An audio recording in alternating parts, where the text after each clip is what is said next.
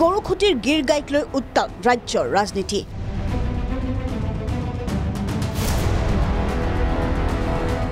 ব্যৱসায় নে গৌমাতা পূজন? গৌমাতাৰ ৰোষত পৰিব মুখ্যমন্ত্ৰী মন্ত্ৰী। ইতিহাস খুচৰি চাবলৈ মুখ্যমন্ত্ৰীক আহ্বান লুৰিণজ্যোতি গগৈৰ। কোন সঁচা কোন মিছা তাক লৈ উঠিছে প্ৰশ্ন। মুখ্যমন্ত্ৰী হিমন্ত বিশ্ব শৰ্মা নে মন্ত্ৰী জয়ন্ত মল্লবৰুৱা?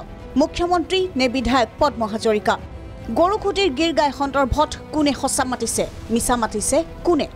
মুখ্যমন্ত্ৰীৰ মতে ৰুগীয়া গীৰ গাই ক্ৰয় কৰিছিল জনপ্ৰতিনিধিয়ে। পদ্ম হাজৰিকাৰ মতে গোহালিৰ অভাৱত বিক্ৰী কৰিছিল গীৰ গাই।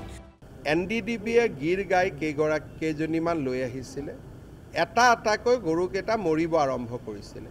তেতিয়া পদ্ম হাজৰিকা ডাঙৰীয়াই ৰিকুৱেষ্ট কৰি কৰি মানুহক গৰুকেইটা কিনোৱাইছিলে। গৰু কোনে কিনিব? বেমাৰী গৰু। গতিকে আপোনালোকে যে মানুহকেইজনে টকা পইচা দি গৰুকেইটা কিনিলে তাক ধন্যবাদ নিদি কিমান গৰু মৰিয়ে গৈছিল। তেতিয়া মই কৈছিলোঁ দি দিয়ক কাবাক, যেনে তেনে গৰুকেইটা বাচিব লাগে, মৰিব নালাগে। একদম মই আৰু এখন প্ৰেছ কনফাৰেঞ্চ কৰিম।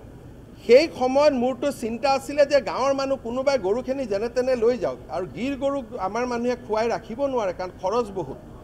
কোনোবা মন্ত্ৰী বিধায়কে লৈ গৈছে, আশীৰ্বাদহে পাইছে গৰু এটাক জীৱন দিয়াটো। আমি 150 গৰু ৰাখিব পৰাকৈ গোহালি ৰেডি কৰিছিলোঁ যে এপ্ৰিলৰ প্ৰথমতেই আমাক ভেটেনেৰী ডিপাৰ্টমেণ্টে জিলাৰ আয়ুক্তক জনালে যে 300 গৰু এইকেইদিনত পাব।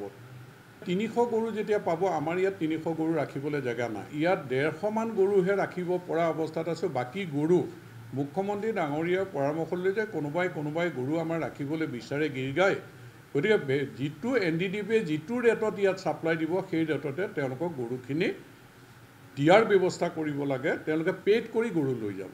কেঁচু খান্দোতে এতিয়া ওলাইছে সাপ। ৰাজ সাহায্যৰ বিতৰ্কত পোহৰলৈ আহিল গীৰ গাই প্ৰসংগ। পোহৰলৈ আহিল পশুপালন বিভাগৰ অনিয়ম অকৰ্মণ্যতা। ইমানেই নহয়, পশুপালন বিভাগক ৰুগীয়া গীৰ গাই ক্ৰয় কৰিবলৈ অনুমতি দিছিল কোনে? তাক লৈ প্ৰশ্ন অসম জাতীয় পৰিষদৰ লুৰিণজ্যোতি গগৈৰ। যিসকলে গো পালন কৰি আছে, গো পালনৰ সমবায় কৰা যিসকল আছে, তেওঁলোকৰ পক্ষে সিদ্ধান্ত নোলোৱাকৈ কেনেকুৱা এনেকুৱা ৰাজঘৰীয়া হিতাধিকাৰী নিশাৰ ভিতৰতে সৃষ্টি কৰিব পাৰে, সেই সিদ্ধান্ত ক'ত লোৱা হ'ল, কেনেকৈ লোৱা হ'ল, মুখ্যমন্ত্ৰী আমাক অকণমান জনালে আমি বাধিত হ'ম, আমি ভাল পাম। মুখ্যমন্ত্ৰী এই কথা আমাক জনাব লাগে। কিন্তু মনত ৰাখিব মুখ্যমন্ত্ৰী ডাঙৰীয়া, গোমাতা আপুনি, আমি জানো যে আমি বিশ্বাস কৰোঁ আপুনি সনাতনী সংস্কৃতিক গভীৰভাৱে বিশ্বাস কৰে আৰু শ্ৰদ্ধা কৰে, আমিও নিশ্চিতভাৱে কৰোঁ। যেতিয়াই গো মাতা বা গৰু বা গাইক লৈ যেতিয়াই ৰাজনীতি কৰে, যেতিয়াই সিন্ডিকেটত জড়িত হয়, যেতিয়াই এনেকুৱা ধৰণৰ অনীতি দুৰ্নীতি এনেকুৱা ধৰণৰ অনিয়মত যেতিয়াই জড়িত হয়, তেতিয়াই কোনো মানুহে ইতিহাসত নিস্তাৰ পোৱা নাই। মই মুখ্যমন্ত্ৰী ডাঙৰীয়া, আপোনালোকে গৰুক লৈ গৰু সিন্ডিকেট, গৰুখুটি প্ৰকল্প, যিটো অসমৰ মানুহৰ অৰ্থনৈতিক স্বাৱলম্বিতাৰ মডেল প্ৰজেক্ট হ'ব বুলি কৈছিলে গ্ৰাম্য অৰ্থনীতিৰ, তাক লৈ আপোনালোকে যিটো ব্যাপক দুৰ্নীতি কেলেংকাৰী সিন্ডিকেট সংগঠিত কৰিছে, ইয়াৰ পৰা ভগৱানৰ অভিশাপত আপোনালোকেও নিস্তাৰ নাপাব, আপোনালোকেও ইয়াৰ প্ৰাপ্য ফল পাব। এই কথা আমি স্পষ্টভাৱে। এফালে গৰুখুটিৰ গীৰ গাই প্ৰসংগত সঁচা কোনে মাতিছে আৰু মিছা কোনে মাতিছে সেয়া বন্ধ কোঠাৰ মাজত আলোচনা নকৰি ৰাজহুৱাকৈ জনাবলৈ পৰামৰ্শ বিৰোধী দলপতি দেৱব্ৰত শইকীয়াৰ। মানে তেখেতসকলে মই ভাবোঁ এখন ক্ল'জ ড'ৰ মিটিং কৰি লৈ কোনে কি ক'ব লাগে কোৱা হ'লে ভাল আছিলে। মুখ্যমন্ত্ৰী মহোদয়ে এবাৰ ক'লে যে বেমাৰী গৰুকেইটা মই এৰি দিছোঁ, সেইকাৰণে ধন্যবাদ দিব লাগে। তাৰপিছত হাজৰিকা ডাঙৰীয়াই ক'লে যে তাতে শ্বেড নাছিলে, সেইকাৰণে বেমাৰী বুলি কোৱা নাই, ভাল গৰুৱে মানে তেওঁ দি দিছে। আৰু সেই ভাল গৰুৰ পৰা বহুত উৎপাদন হোৱা বুলিও মন্ত্ৰী মহোদয়ৰ ভিডিঅ'ত মই বোধ কৰোঁ কোনোবা এজন যে ইণ্টাৰভিউ লৈ ফুৰে যে কি বুলি কয় আপোনালোকৰ, মই ভাষাটো নাজানো, তাতে কৈছে কি নাম তেওঁৰ, ইউটিউবাৰ এজনক কৈছে যে গীৰ গাইৰ বিৰাট ভাল গাখীৰ, মই সেইটোৱে খাই থাকোঁ। সেই গতিকে গৰুকেইটা যে বেমাৰী নাছিলে সেইটো নিশ্চিত হ'ল। আৰু সেই গতিকে তেখেতসকলে কোনে কি ক'ব, কাক কোনে ফচাই আছে মই ধৰিব পৰা নাই।